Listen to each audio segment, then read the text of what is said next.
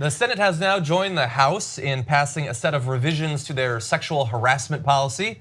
It only took them like a year after this whole movement got going for them to finally make some minor changes. The new legislation eliminates mandatory cooling off periods before victims of harassment can file complaints against their harassers. That's an amazing turn of phrase there.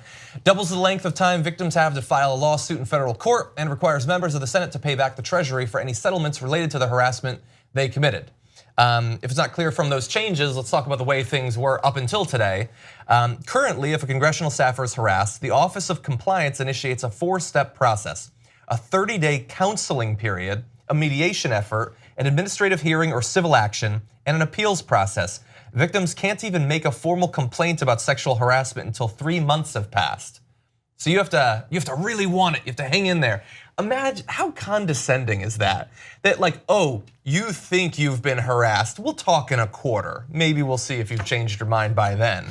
And by the way, and this was in the first graphic too, currently sexual harassment settlements involving lawmakers are paid by using taxpayer funding from a little-known Treasury account.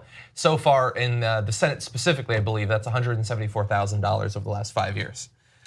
Although some members who are found to have harassed people say they'll pay it back and then don't, and then become lobbyists. You know, I have to confess that I didn't think about how offensive that phrase is until now.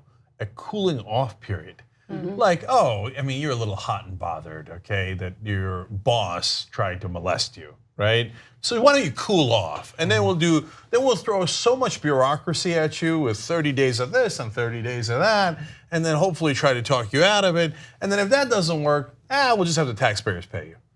So that was a terrible process. The good news is they began to fix it. Can I play Debbie Downer here? I would love you to, actually. Okay, so I looked it up, and because I wanted to see what the House reaction was to this, because what should happen next, there's been a House version that passed in February, now there's a Senate version. So what should happen is that they go to a committee and then they work it out together. So I wanted to see what the House is thinking. Well, Jackie Speer, who's been the leader of this in the House, she and Nancy Pelosi are saying they're not satisfied. And one of the reasons that jumped out for me is that the Senate Ethics Committee would have to approve this for anything to happen. Those are congressmen. So what you're basically saying is that members of Congress would have to have judgments against their own, which doesn't happen all that often. And then also in the Senate bill, I'm the host of Congressional Dish, I look at bills, I'm a nerd.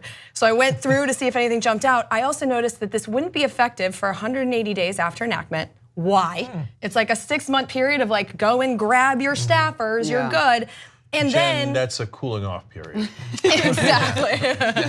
And so it all kind of hosed down after the bill passes. Is it an independent commission in the House version that evaluates the accusations? Not sure. Okay, that seems better. That's what the House Democrats are pushing for. Okay. Yeah, but they are saying the House version that passed is better. So the Democrats, who I tend to trust on this, they're the ones saying that they would prefer the House. They at least want the conference committee. And I just want to make one more point about the Senate bill is that it wouldn't apply to anything currently pending. So we're all mad at Blake Farenthold because he won't give the money back. This won't make him.